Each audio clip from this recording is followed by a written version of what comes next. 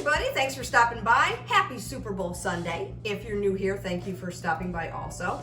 I'm all set for the Super Bowl. I got my Patriots sweatshirt. I know they're not playing, but I can wear my sweatshirt if I want for the Patriots. Actually, my sister-in-law, Cheryl, if she's watching, give her a shout out here. She gave me this a long time ago. But anyway, we are not having a party. And if you've been following me for a while, our room is back in order. Thank goodness. We were going nutso. Frank keeps his rocker there, so we have to have a rug under it, so he's got to do some trimming. So I'm going to show you, I'm just going to have you come along. I'm going to make a very healthy dip. Of course, I'll link all the ingredients. So why don't you come along with me, and we will make it together. And what we are doing for supper is we're having, I think, a white pizza. I buy these Stonefire, the naan. I actually got roasted garlic. I might saute some chicken, maybe some broccoli, some peppers, ricotta cheese on there.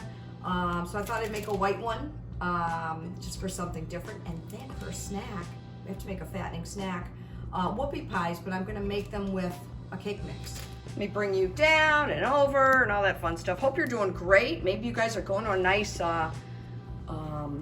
Super Bowl party. I'm coming on a little later than I wanted to. I really wanted to do it yesterday, but I didn't have the time, in case you liked this recipe. But it doesn't have to be for Super Bowl, right? I'll link it in the description box, but all it is you're getting, so actually, let me take you here. This is all there is. Hummus, Greek yogurt, I think I already have it opened.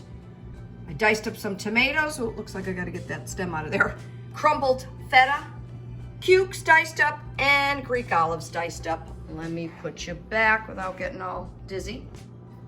Thank you again to all my new subscribers. This is so awesome. I'm gonna actually get a spatula.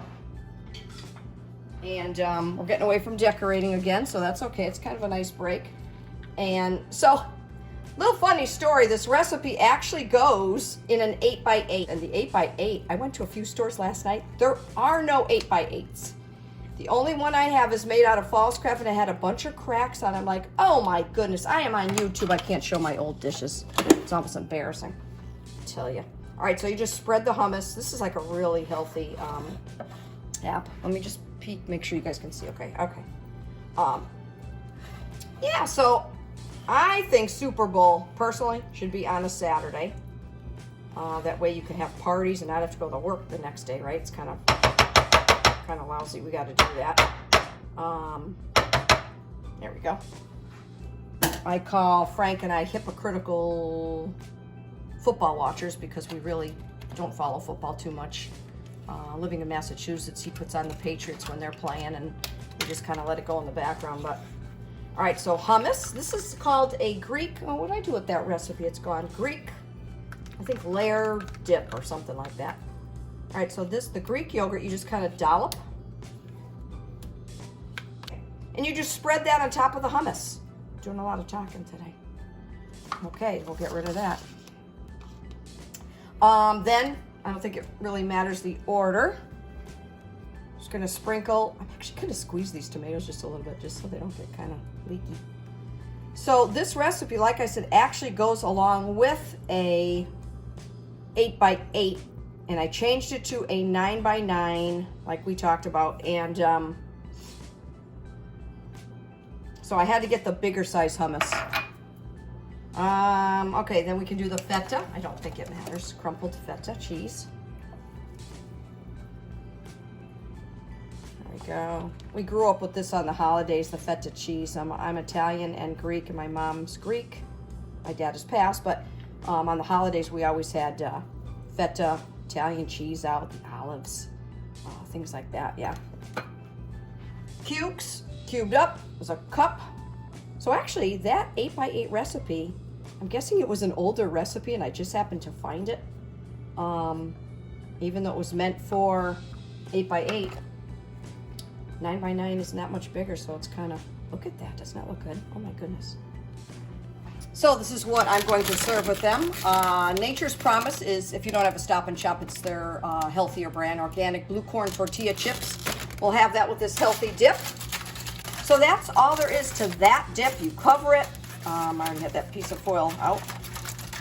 And we'll put that in the fridge, and let's move on to Whoopi pies. For these Whoopi pies, you're just gonna use a cake mix, an egg, slightly beaten, and a half a cup of butter, which is 1 stick. I always put it in the microwave to melt it. Okay. Yeah, these are really good. So this will be our fattening, our little treat since we're eating pretty healthy.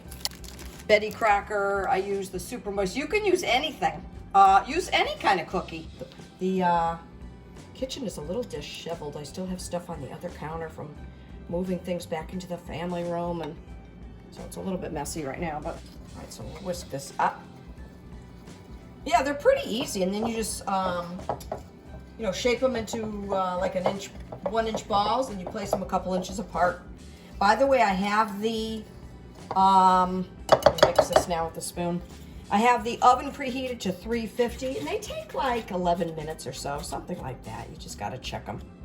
All right, so the batter is going to look like that. It's kind of a dry batter. Not going to lie to you. Do you know what I did? It looked really dry. I actually added like a drop of water just to moisten it up a little bit. But you really don't have to. You just got to keep it working at it, and it's fine. So we'll put this cookie sheet here.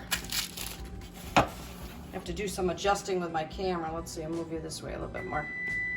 There goes the oven. I've got my canola spray here. You can use parchment paper too. There we go. All right. And then I just drop my tablespoon. You can use an ice cream scoop, I guess. I don't even know if I have one, to be honest with you. And we'll just do a few like that. All right, these are ready to go into the oven. We should have about 8 little Whoopi pies. So I'm gonna put those in. Like I said, it is on 350. And I think they take all around like 11 or 12 minutes. All right, after exactly 11 minutes, this is what they come out like. You're better off to undercook these a little bit because they do harden kind of quick. Oh yeah, those are nice and soft. So now we have to make the frosting, or not the frosting, the filling.